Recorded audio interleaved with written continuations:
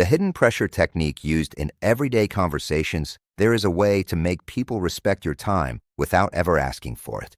No confrontation, no demands, no reminders, no explanations.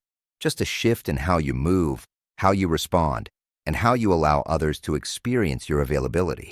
Most people try to gain respect by speaking about it, but respect for time is rarely created through words. It is created through pacing. Pacing is not about speed. It is about control of rhythm. It is about deciding when something starts, when it continues, and when it ends. And the person who controls the rhythm of interaction quietly controls the value of their presence. Because in human behavior, what is scarce becomes valuable, and what is constantly available becomes invisible. The mistake most people make is overavailability. They respond too quickly. They accept interruptions without resistance. They adjust their schedule instantly to accommodate others. They believe this shows professionalism, kindness, or dedication. But what it often creates is the opposite. It signals that their time has no boundary. And when there is no boundary, there is no perceived cost in using it. The subtle pacing technique reverses this completely. It does not reject people. It does not create conflict. It simply introduces a controlled delay, a structured response, and a clear rhythm that others begin to adapt to. And once others adapt to your rhythm, they begin to respect it. One of the simplest forms of pacing is response timing. When you answer immediately, you teach others that immediate access is normal. When you introduce a delay, not an artificial one, but a consistent one, you change expectation. Now your response becomes something that arrives, not something that is always present. This small shift alone can change how people perceive your importance. For example, someone sends a message asking for your input. If your pattern is instant reply, they will continue expecting that speed.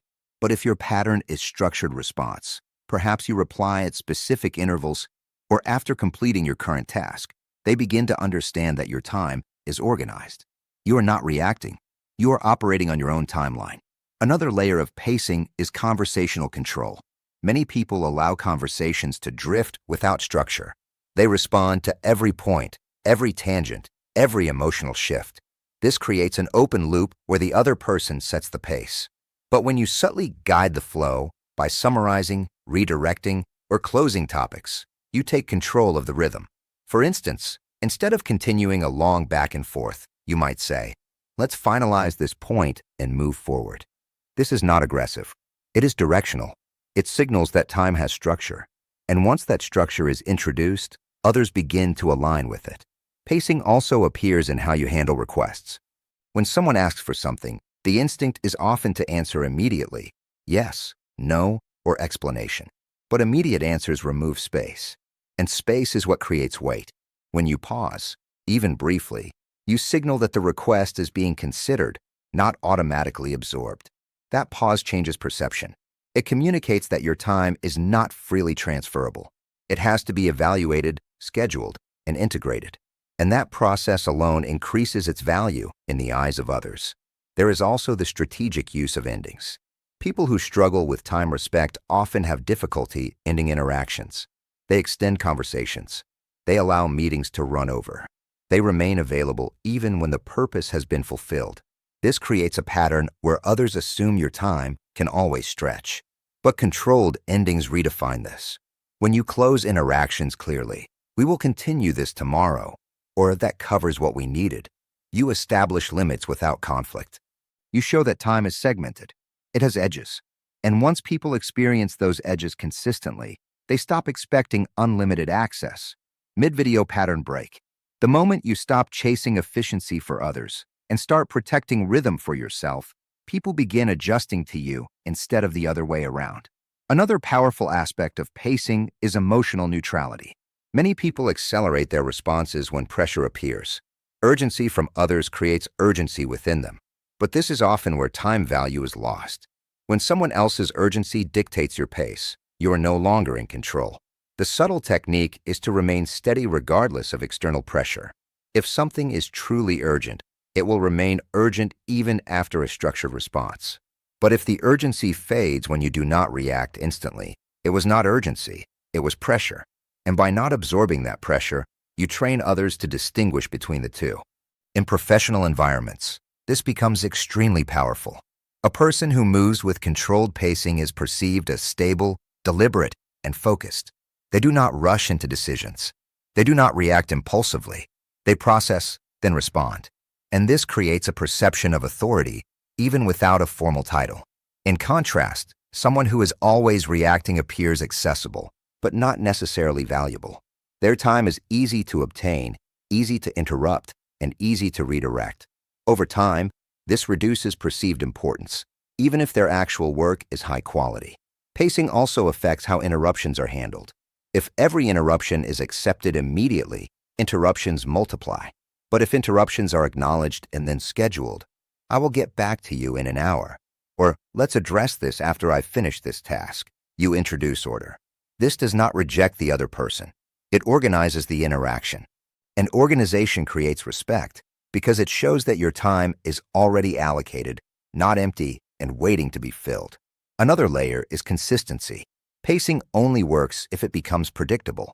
If you sometimes respond instantly and sometimes delay randomly, others cannot adapt. But if your rhythm becomes stable, people learn it.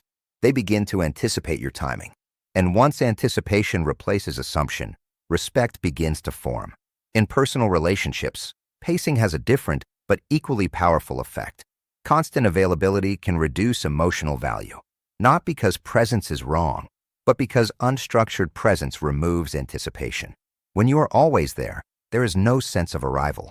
But when interaction has rhythm, time together, time apart, clear beginnings and endings, it creates space for appreciation. The person does not just experience you, they wait for you. And that waiting increases perceived value without any need for manipulation. This is often misunderstood as distance or withdrawal. But true pacing is not about absence. It is about intentional presence. When you are there, you are fully there. When you are not partially available. You are focused elsewhere. That clarity creates balance. One of the strongest indicators that your pacing is working is a shift in how others approach you. They begin to plan instead of assume. They ask instead of demand. They respect timing instead of expecting instant access.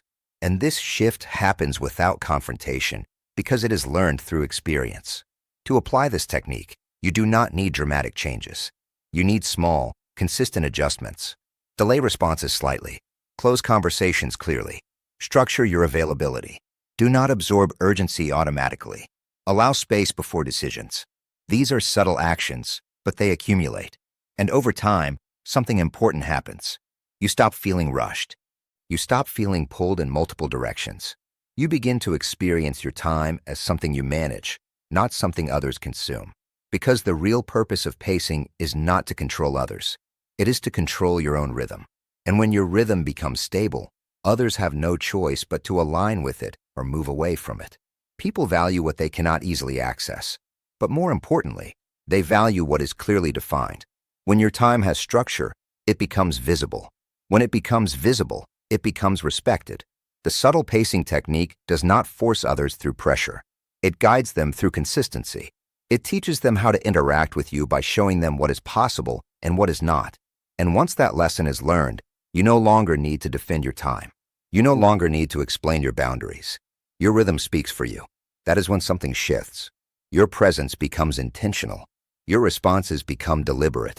Your time becomes protected without resistance. And in that space, respect is no longer requested. It is assumed. The end.